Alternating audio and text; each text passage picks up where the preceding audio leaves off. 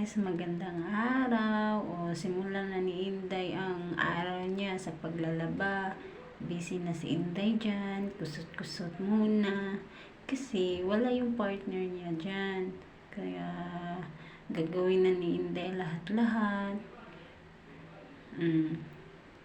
Sabi ng partner ko dyan guys, bababa muna ako, doon muna ako sa baba magtatrabaho para makagalaw-galaw ka dito. Kasi ang hirap kasi makatira ng kondo guys, kasi walang sampayan. Tapos, parang nag-aano ka sa mga damit na matutuyo agad. Kasi ang hirap talaga, lalo na pala pag yung kondo na kinukuha nyo, walang balcony, kaya mahirap.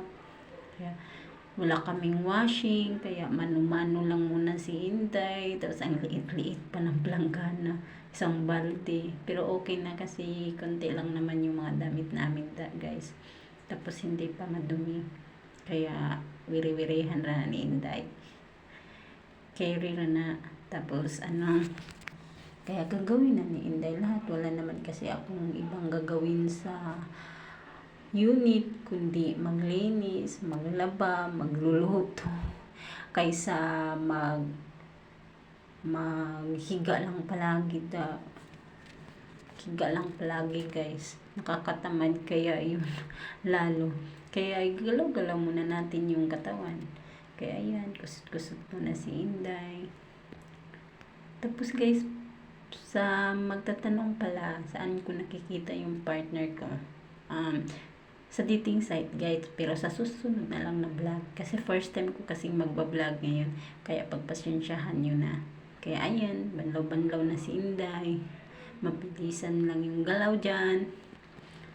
Kaya ayan. Kasi tulungan naman sa isang relasyon naman kasi guys. Kaya tulungan naman, pinapakain kasi ako guys. Bait-bait kasi ng partner ko. Kaya ako din. Kaya sabi pa niya, bakit daw ako nagkukusot? Pwede naman daw. Hahatid lang sa, ano ba yung tawag doon? Laundry. Sabi ko, kunti lang yung damit namin, tapos ipapalaundry pa. Tapos isa pa guys, kaya ayaw ko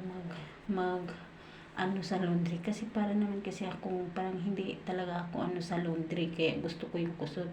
Kaya, ayan. Well, binabad ni Inday sa pabango yung mga damit. Ayan, nagluluto na naman si Inday. Nagre-ready na naman si Inday sa pagkain. Kaya, para pag-akyat ng partner ko, kakain na lang kami. Kaya ayan, vegetarian muna tayo ngayon guys.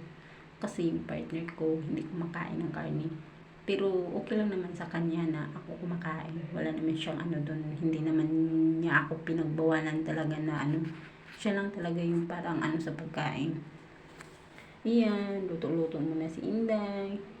Tapos binalikan na ni Inday yung mga damit. Kasi ako guys, binabad ko muna sa pabango ng mga 10 minuto. Yan. Tapos ipapatulo ko muna yan guys bago ko ilalagay sa hanger.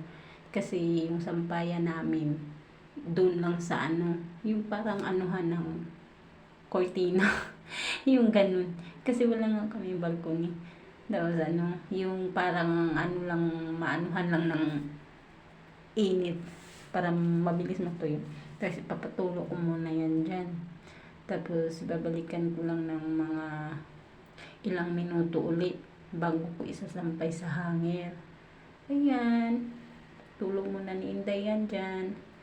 Kaya parang tayo naman kasi Pilipino, kahit may ginagawa ka na, parang yung 1 minuto, ang dami-dami mo nang ginagawa. Kasi parang mabilisan lang. Parang hindi tayo nagsasayang ng oras, diba?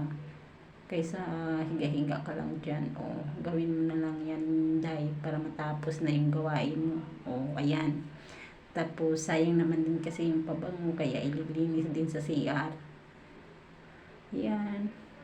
Pero malinis naman kasi yung CR namin, guys. Hindi naman kasi madumi. Yan. Linis-linis mo na si Inday. Diba?